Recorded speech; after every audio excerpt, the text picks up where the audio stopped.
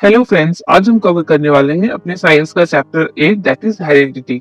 ये class around 20 minutes की होगी, जिसमें हम एनसीईआरटी के इस चैप्टर को बहुत अच्छे से समझने वाले हैं। कॉन्सेप्ट्स हम एनिमेशन की हेल्प से समझेंगे एंड नोट्स आपको बुलेट पॉइंट्स में मिलेंगे सो दैट आप उसको इजीली लर्न कर पाए। हम सबसे पहले कवर करेंगे कि हेरिडिटी और वेरिएशन क्या होते हैं।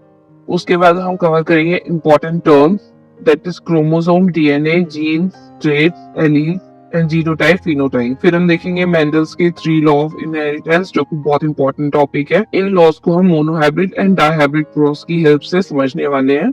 एंड सबसे लास्ट में हम देखेंगे सेक्स डिटर्मिनेशन। Let's start. कभी आपने सोचा है कि इंसानों के बच्चे गधे जैसे क्यों नहीं दिखते? वो इंसानों जैसे ही दिखते हैं। इसका सीक्रेट छुपा है जेनेटिक्स में। Genetics can this is study of gene, genetic variation and heredity in organism. ये सारे टर्म्स हम आज अच्छे से समझने वाले हैं। जेनेटिक्स की टर्म में हम चाइल्ड को ऑफस्प्रिंग या प्रोजेनी बोलते हैं। ये एक यूनिसेलुलर ऑर्गेनिज्म है जो कि डिवाइड हुआ और उसने प्रोड्यूस किए ऑफस्प्रिंग। तो आप देखो, जो पेरेंट ऑर्गेनिज्म है एंड जो चाइल्ड ऑर्गेनिज्म है, उन दोनों में बहुत ज्यादा सिमिलैरिटी है। जस्ट जो आउटर वॉल है उसका कलर चेंज है।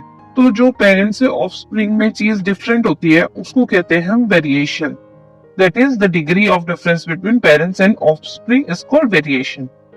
और जो चीजें सेम होती है, जो पेरेंट्स से जो कलर हो गया, बॉडी स्ट्रक्चर हो गया, जो चीजें सेम आई है पेरेंट्स से चाइल्ड में, उसको हम बोलते हैं हेरिडिटी। हेरिडिटी क्या है? Process by which traits and characters are inherited, मतलब transferred from parent to offspring. Asexual reproduction में वेरिएशन बहुत थोड़ा सा होता है, क्योंकि उसमें सिंगल पेरेंट्स इन्वॉल्व होते हैं। डीएनए में थोड़े बहुत चेंजेस हो गए, उसकी वजह से वेरिएशन आ जाते हैं। बट सेक्सुअल रिप्रोडक्शन में वेरिएशन बहुत ज्यादा होता है। फॉर एग्जाम्पल एनिमल्स में, क्योंकि इसमें 2 पेरेंट इन्वॉल्व होते हैं, उन दोनों का मिक्स जो है वो चाइल्ड में आता है। एंड जो वेरिएशन होती है उसकी वजह से ही डाइवर्सिटी होती है। एक्यूमुलेशन ऑफ वेरिएशन क्या होता है? अब देखो, ये ऑर्गेनिज्म फिर से डिवाइड हुआ। अब जो सेकेंड जनरेशन आई है उसमें आउटर वॉल का कलर तो चेंज है ही है, साथ में डॉट्स का भी कलर चेंज है। मतलब यहाँ पे 2 वेरिएशन इकट्ठी आ गई है। The second generation will have differences that they inherit from the first generation. मतलब जो फर्स्ट जनरेशन में डिफरेंसेस आए थे, that is colour of outer wall, वो भी आएगा सेकंड जनरेशन में। और जो न्यूली क्रिएटेड डिफरेंसेस है वो भी आएंगे, that is colour of dots जो चेंज हुए। लेट्स इमेजिन कि ये ऑर्गेनिज्म है, वो डिजर्ट में रहता है एंड डॉट्स की वजह से ही वो हीट को टॉलरेट कर पाता है। आप देखो, वेरिएशन की वजह से जो सेकंड जनरेशन है उसमें एक ऑर्गेनिज्म पे डॉट्स है ही नहीं, तो वो तो सरवाइव कर ही नहीं पाएगा।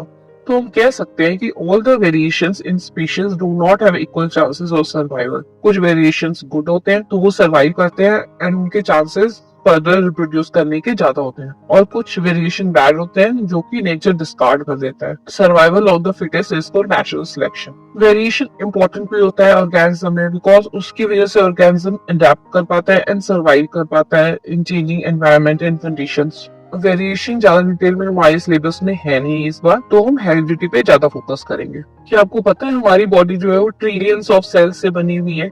हर सेल में होता है न्यूक्लियस एंड न्यूक्लियस में होता है 23 पेयर्स ऑफ क्रोमोसोम्स। तो आप समझोगे क्रोमोसोम्स क्या होते हैं? ये है सेल का न्यूक्लियस एंड ये जो थ्रेड लाइक स्ट्रक्चर्स आपको दिख रहे हैं वो है डीएनए। और आप समझो कि जब हम कहीं जाते हैं तो अपना सामान पैक कर, वैसे ही जब सेल डिवाइड होता है और उसको डीएनए को अपने डॉटर सेल्स में डिवाइड करना होता है, तो वो डीएनए को अच्छे से पैक करता है। जब वो पैक करता है तो वो क्रोमोसोम के स्ट्रक्चर में पैक करता है। तो हम कह सकते हैं कि chromosomes are bundle of tightly coiled DNA located within the nucleus of almost every cell in our body. एक सेल में 23 क्रोमोसोम्स मदर से आते हैं एंड 23 क्रोमोसोम्स फादर से आते हैं, तो दोनों मिलकर बनाते हैं 23 pairs of chromosome, that is 46 chromosome. तो we can say human have 23 pairs of chromosomes. DNA के स्मॉल पोर्शंस को कहते हैं जीन, और जीन कैरी करता है इंफॉर्मेशन फॉर कैरेक्टरिस्टिक, मतलब हमारी जितनी भी कैरेक्टरिस्टिक है, ये हाथ कैसे होंगे, पैर कैसे होंगे, आईज कैसे होंगे, हेयर कैसे होंगे, वो सारी इंफॉर्मेशन जीन्स में छुपी होती है। फॉर एग्जांपल, जीन 1 में है information for hair type, gene 2 में है इंफॉर्मेशन फॉर आई कलर। वैसे ही जो 23 पेयर्स ऑफ क्रोमोसोम्स होते हैं उसमें ह्यूमन बॉडी के सारे कैरेक्टरिस्टिक्स के इंफॉर्मेशन होती है, और वी कैन से जीन्स होते हैं। आप सोचो कि एक छोटू सा सेल जिसको माइक्रोस्कोप से देखना पड़ता है, उसके न्यूक्लियस के क्रोमोसोम्स में हमारी पूरी बॉडी की इंफॉर्मेशन स्टोर होती है। कैन यू इमेजिन एक एलिफेंट की बॉडी की इंफॉर्मेशन एक छोटू से माइक्रोस्कोपिक सेल में हो? Genes are portion of DNA and have ability to code for characteristic for trait. Characteristics को trait भी कहते हैं। एक होता है जीनोटाइप, मतलब कि जीन का जेनेटिक कॉम्पोजिशन क्या है, मतलब उसकी कोडिंग कैसी है। जीन जिस फिजिकल अपीयरेंस के लिए कोड कर रहा है उसको बोलते हैं फिनोटाइप। तो डीएनए का जो पोर्शन है उसको कहेंगे जीन, उस पे होगी कोडिंग, उसको कहते हैं जीनोटाइप। ये हेयर टाइप का जीन है। तो हेयर टाइप का फिजिकल अपीयरेंस कुछ भी हो सकता है, straight hair, curly hair, wavy hair.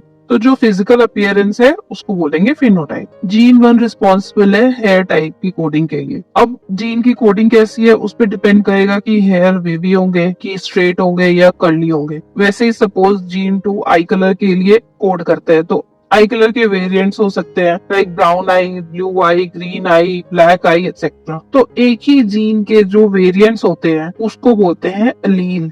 Types of traits, traits हम ऑलरेडी देख चुके हैं कि जो हमारी बॉडी की कैरेक्टरिस्टिक्स होती है उसको हम बोलते हैं ट्रेट्स। ट्रेट्स टू टाइप के होते हैं, एक एक्वायर्ड ट्रेट एंड एक इनहेरिटेड। एक्वायर्ड ट्रेट को एक बंदा डेवलप कर सकता है during life time after birth. For example किसी ने स्विमिंग लर्न कर ली या फिर एरोप्लेन फ्लाई करना लर्न कर लिया, तो वो सारी चीजें उसने बर्थ के बाद ही एक्वायर करी है। इनहेरिटेड ट्रेट क्या होता है, जो एक बंदे ने इनहेरिट किया है अपने प्रीवियस जनरेशन से, मीन्स अपने पेरेंट्स से इनहेरिट किया है। एक्वायर्ड ट्रेट को कंट्रोल करा जा सकता है, लर्न करा जा सकता है। लाइक अगर आपको स्विमिंग नहीं सीखनी आप मत सीखो स्विमिंग, बट जो इनहेरिटेड ट्रेट है उसको आप कुछ नहीं कर सकते। आपकी नोज टेढ़ी मेढ़ी है तो वो टेढ़ी मेढ़ी ही रहेगी, वो वैसी ही मिली है आपको, तो उसको आप कंट्रोल नहीं कर सकते। Acquired trait don't pass from one generation to another generation. अगर आपने स्विमिंग सीख ली है, एरोप्लेन फ्लाई करना सीख लिया, तो वो आपके किड्स को पास ऑन नहीं होगी, आपको किड्स को फिर से वो लर्न करवाना पड़ेगा। बट जो इनहेरिटेड ट्रेट है वो आपके किड्स को पास ऑन हो सकती है। सो inherited trait pass from one generation to another. Example of acquired trait है learn to fly an airplane, swimming, tanning हो गई, आप ज्यादा धूप में गए तो tanning हो गई, ये सारी चीजें acquired trait की example। And inherited trait curly hair, eye color, blood group, free and attached earlobes etc. अब हम देखते हैं डीएनए में ऐसी क्या कोडिंग होती है जिसकी वजह से ट्रेट्स एक्सप्रेस होते हैं। Actually, DNA is information source for making protein. DNA में प्रोटीन्स को बनाने की इंफॉर्मेशन स्टोर होती है, और जो एक जीन होता है वो एक प्रोटीन को बनाने की इंफॉर्मेशन जो स्टोर होती है उसको कहते हैं gene. A section of DNA that provides information for one protein is called the gene for that protein.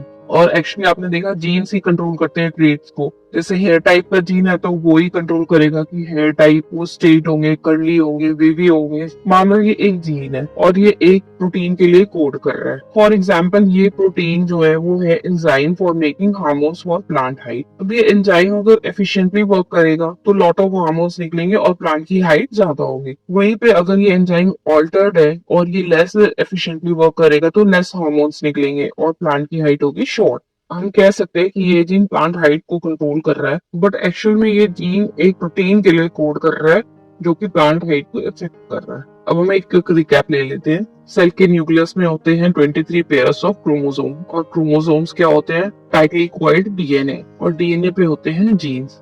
एक जीन जो है वो एक पर्टिकुलर ट्रेट के लिए कोड करता है। एक जीन के वेरिएंट्स हो सकते हैं, लाइक हेयर टाइप के, straight hair, curly hair, wavy hair, eye colour के, blue eyes, green eye, brown eyes, black eyes etcetera. जीन के इस वेरिएंट को कहते हैं हम एलील्स। रिप्रोडक्टिव प्रोसेस से जो इंडिविजुअल जनरेट होते हैं वो अपने पेरेंट की तरह ही दिखते हैं। ऐसे कैसे, ये रूल्स ऑफ हेरिडिटी बताती है हमें कि ऐसा क्या प्रोसेस है जिसकी वजह से ट्रेट्स एंड कैरेक्टरिस्टिक्स जो है वो इनहेरिट हुए हैं।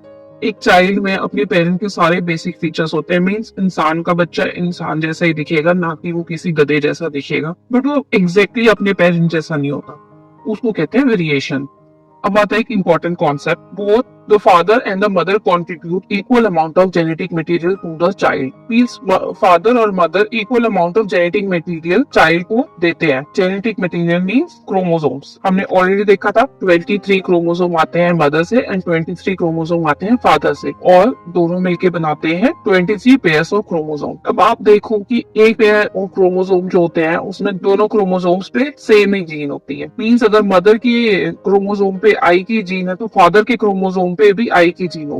Means both the father and mother contribute one copy of same gene. Mother के क्रोमोसोम पे ब्लू आईज की जीन हो सकती है एंड फादर के क्रोमोसोम पे ब्राउन आई की जीन हो सकती है। तो we can say For each trait, there will be two versions, two copy of all genes in each child, one from each parent. Mother से ब्लू आईज की gene I and father से brown eyes की gene I, मतलब एक ही gene के दो copy होंगी हर चाइल्ड में। अब चाइल्ड की आईज कैसी होगी वो हमें पता चलेगा रूल्स ऑफ हेरिडिटी से। अब हम देखेंगे मेंडल्स लॉ ऑफ इनहेरिटेंस।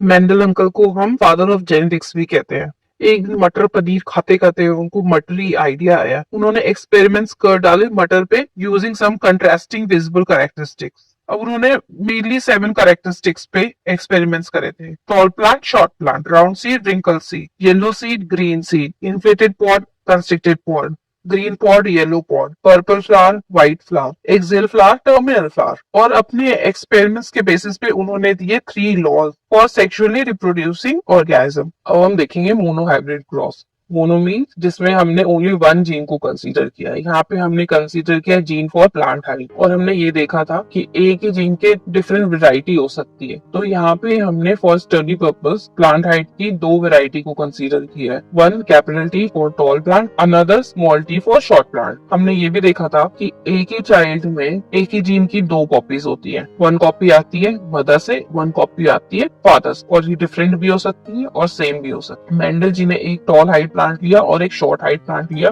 और उन दोनों को क्रॉस पॉलिनेट कराया। जो F1 जनरेशन के ऑफस्प्रिंग आए वो सारे के सारे tall, no short plant, no medium. Mendel ji परेशान, ये कैसे हुआ, शॉर्ट प्लांट वाला ट्रेट था वो कहाँ गया। इन्होंने फिर F1 जनरेशन से एक प्लांट लिया और उसको सेल्फ पॉलिनेट कराया। तो जो आउटकम था F2 जनरेशन में वो थे 3 tall plant and 1 short plant. Means phenotype था 3 tall plant and 1 short plant. और आप जीनोटाइप देखोगे इसमें 1 प्लांट है कैपिटल टी वाला, 2 प्लांट है एक कैपिटल T एक स्मॉल t वाला, और 1 प्लांट है बोथ स्मॉल t वाला। इस एक्सपेरिमेंट से मेंडल जी को पता चला कि हर सेक्सुअली रिप्रोड्यूसिंग ऑर्गेनिज्म में 2 कॉपीज ऑफ जीन्स होती हैं, दीज में भी आइडेंटिकल और डिफरेंट। और अगर सेकंड जनरेशन में शॉर्ट प्लांट हाइट वाला ट्रेट आया है, मींस F1 जनरेशन में भी वो इनहेरिट हुआ ही होगा, अदरवाइज रैंडमली तो वो अपीयर हो नहीं सकता। Means both tallness and shortness trait were inherited in F1 plant but only the tallness trait were expressed. तो अब हम ये देखेंगे कि ये हुआ कैसे। हमने देखा जब दोनों कॉपीज ऑफ जीन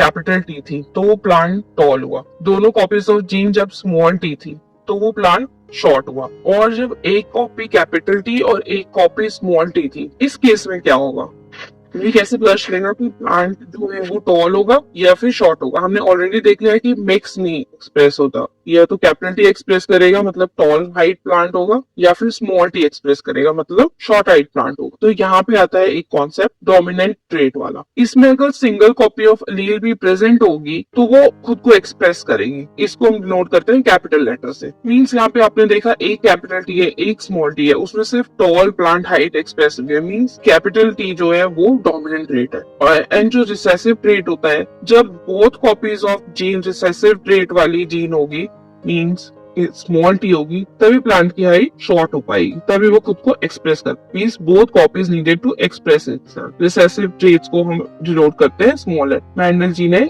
इस बेसिस पे लॉ ऑफ डोमिनेंस दिया। Means some traits are dominant and while others are recessive. Presence of one dominant allele display the effect in respective the presence of recessive one. Means अगर dominant allele present है तो वो खुद को express करेगा चाहे recessive one वहां पे प्रेजेंट हो या ना हो। अब हम देखेंगे second law, that is law of segregation. Law of segregation क्या कहता है, that the traits get separated completely during the formation of gametes without any mixing of alleles. Means traits जो है जब वो separate होते हैं during formation of gametes तो कोई mixing नहीं होती, वो completely separate होते हैं। हमने पहले देखा जब tall plant और short plant को क्रॉस करवाया गया तो tall plants के gametes बने capital T and short plant के गैमेट्स बने स्मॉल t एंड गैमेट्स के कॉम्बिनेशन से फॉर्म हुआ जाइगोट, उसका रिजल्ट आया ऑल टॉल।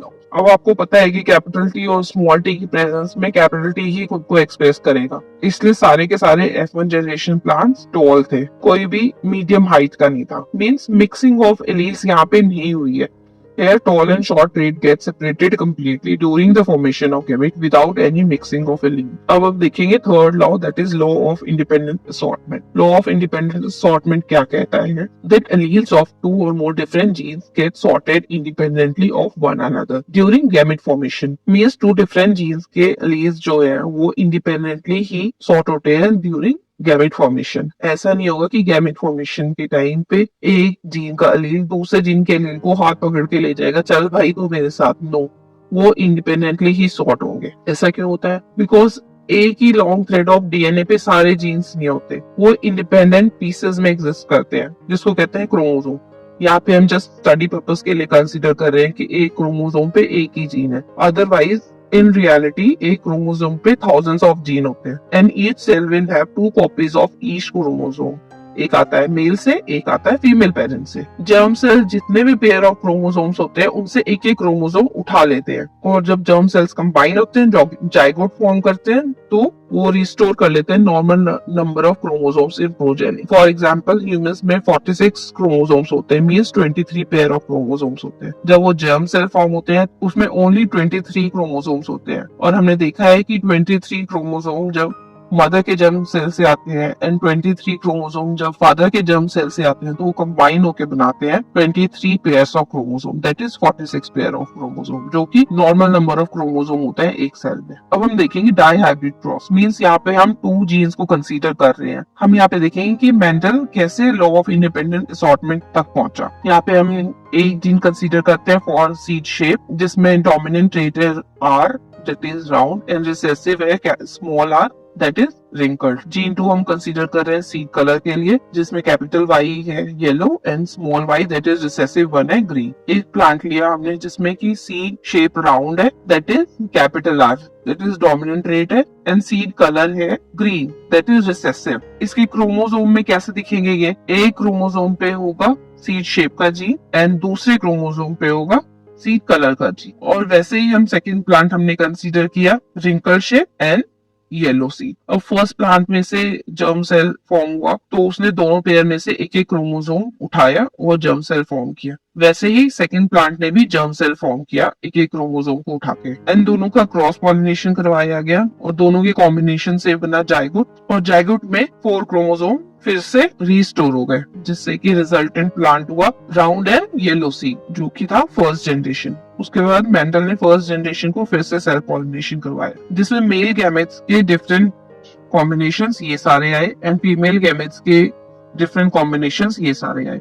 अब हम देखेंगे कि जाइगोट फॉर्म होगा तो कैसे कंबाइन करेगा। मेल गैमेट्स हम इस साइड पे लगा रहे हैं एंड फीमेल गैमेट हम अदर साइड में लगा रहे हैं। इन दोनों की कॉम्बिनेशन से बना जाइगोट, जिसका फिनोटाइप आया 9:3:3:1, मींस 9 प्लांट्स जो होंगे वो राउंड एंड येलो सीड वाले होंगे, 3 प्लांट होंगे जो राउंड एंड ग्रीन सीड वाले होंगे, 3 प्लांट होंगे जो रिंकल्ड एंड येलो सीड वाले होंगे, और ओनली 1 प्लांट है जिसमें की दोनों के दोनों रिसेसिव ट्रेट दिखेंगे आपको, that is wrinkled and green seed. F2 generation ने न्यू कॉम्बिनेशन शो करे हैं। इससे पता चल रहा है कि दो सेपरेट ट्रेट्स जो हैं, that is seed shape and seed colour, वो लिंक्ड नहीं है, बल्कि वो इंडिपेंडेंटली ही इनहेरिट हो रहे हैं और इंडिपेंडेंटली कॉम्बिनेशंस फॉर्म कर रहे हैं। अब हम देखेंगे कि न्यूबॉर्न का सेक्स कैसे डिटरमाइन किया जाता है। डिफरेंट स्पीशीज जो होते हैं वो डिफरेंट स्ट्रेटजीज यूज करते हैं। फॉर एग्जांपल रेप्टाइल्स जो होते हैं, टेम्परेचर के बेसिस पे पता चलता है कि जो फर्टिलाइज होने वाला एग उसमें मेल चाइल्ड होगा या फीमेल चाइल्ड होगी। स्नेल्स जो है वो अपना सेक्स चेंज कर सकते हैं। इससे पता चलता है कि sex is not genetically determined, but in human being the sex of individual is largely genetically determined, means mostly जो है वो जेनेटिक पे ही डिपेंड करेगा कि सेक्स जो है मेल होगा या फीमेल होगा। अभी तक हमने देखा कि जो जीन्स आते हैं मेल और फीमेल से वो बिल्कुल सेम ही होते हैं, बट एक chromosome that is 23rd chromosome जो होता है वो होमोलोगस नहीं होता है। उसमें जो एक्स क्रोमोसोम होता है वो नॉर्मल साइज क्रोमोसोम होता है, बट वाई जो है वो शॉर्ट क्रोमोसोम होता है। फीमेल्स में जो है दोनों क्रोमोसोम XX होंगे, और जो मेल है उसमें एक क्रोमोसोम X होगा एंड दूसरा क्रोमोसोम Y होगा। हर चिल्ड्रन में एक X क्रोमोसोम मदर से जाएगा ही जाएगा, मींस मदर ने प्रोड्यूस करे 2 germ cell, that is X and X। और फादर पे डिपेंड करेगा कि जो चाइल्ड होगा वो मेल होगा या फीमेल होगा। फादर के जेम सेल में X वाला क्रोमोसोम होगा तो गर्ल चाइल्ड हो। अगर फादर के जर्म सेल में वाई वाला क्रोमोसोम होगा तो वो जायगोट मेल चाइल्ड का बनेगा। That's it guys, I hope आपको ये चैप्टर समझ में आ गया होगा। एंड अगर ये वीडियो आपको हेल्पफुल लगी हो तो प्लीज वीडियो को लाइक करें और चैनल को सब्सक्राइब करना ना भूलें। Thank you.